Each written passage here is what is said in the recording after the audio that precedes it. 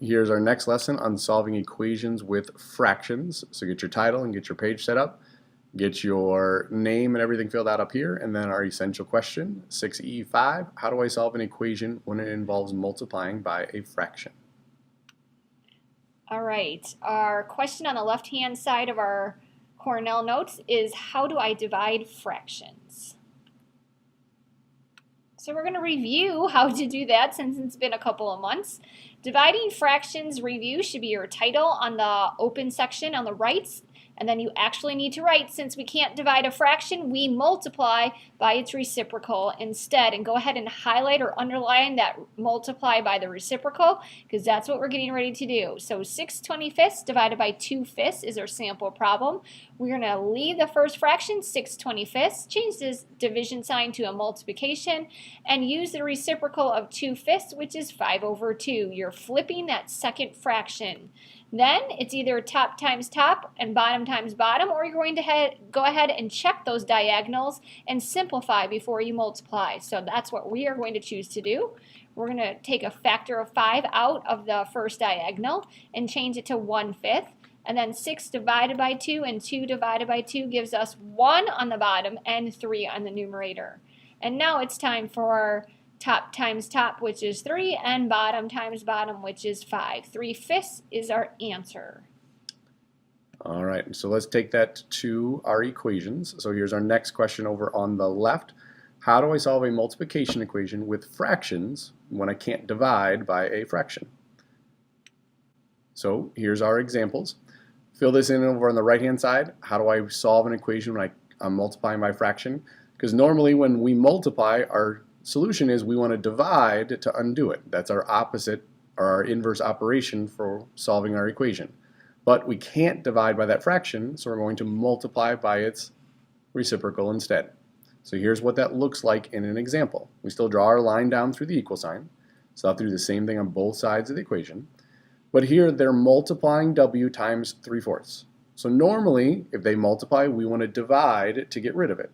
But we know we can't divide by a fraction, so instead we're going to multiply times its reciprocal.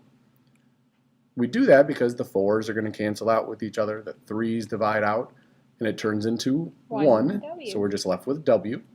But you got to do the same thing over here. We got to multiply times 4/3 as well. Whole numbers get a 1 for the denominator, so and then you go ahead and simplify. Then we can go ahead and do our cross simplifying, or just go ahead and multiply and simplify at the end.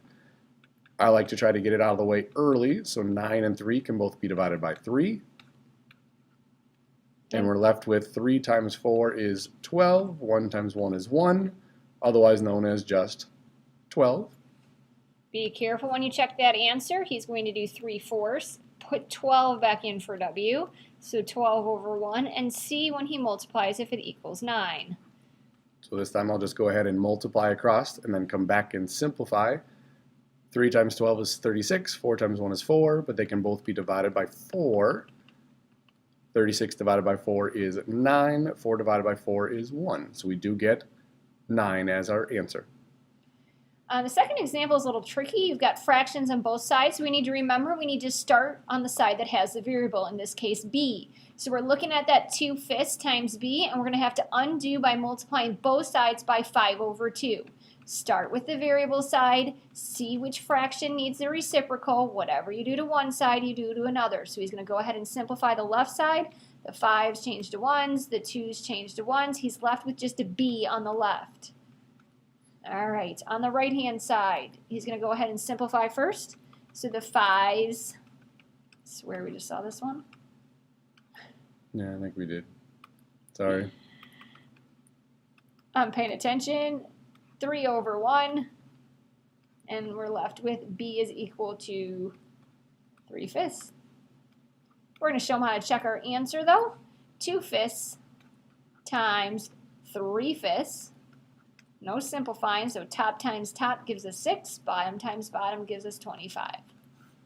All right. Let's see 2 more. First one's going to be a little tricky, so we want to be careful with this one. We always start the same way, and we always focus on the variable. What did they do to the variable? Well, they multiplied times 6, so we want to divide by 6. The problem is, look at the right-hand side. can we do 2/3 divided by 6? Remember, we can't divide with fractions. So we can think of it as we were multiplying times 6 over 1. So to get rid of it, we multiply by its reciprocal, which is 1 over 6. But we have to do that on both sides of our equation. Here, the 6's and the 1's cancel out, and we're just left with 1w, or w. Over here, we have 2 times 1 is 2, 3 times 6 is 18. They're And then even we on top and simplify bottom.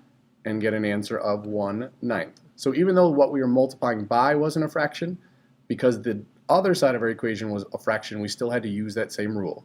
We couldn't divide, so we multiplied by our reciprocal instead. Mrs. You King, gonna I'll check talk your us. answer? Oh, I gotta check my answer. Sorry. 6 times w, so 6 times 1/9.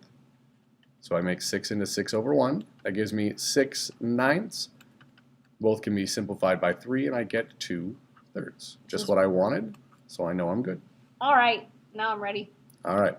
Starting with the side of the b, I have a fraction of 3/7. The reciprocal of 3/7 would be 7 over 3. It needs to be multiplied on both sides of the equation. He started it simplifying on the left-hand side to give me 1b. Now I've got 9/14 times 7 over 3. I'm going to go ahead and simplify the 7 and the 14. Divide by 7. That simplifies to 1/2. 9 and 3 both have a factor of 3. So the 9 changes to a 3 and the 3 changes to a 1. I'm left with 3 over 2, which is 1 and 1/2. In my check, I'm going to go ahead and do 3/7 times 3 over 2. So use that unsimplified version. And 3 times 3 is 9, and 7 times 2 is just 14. Gives me the right-hand side of 9/14. All right. We'll practice this tomorrow.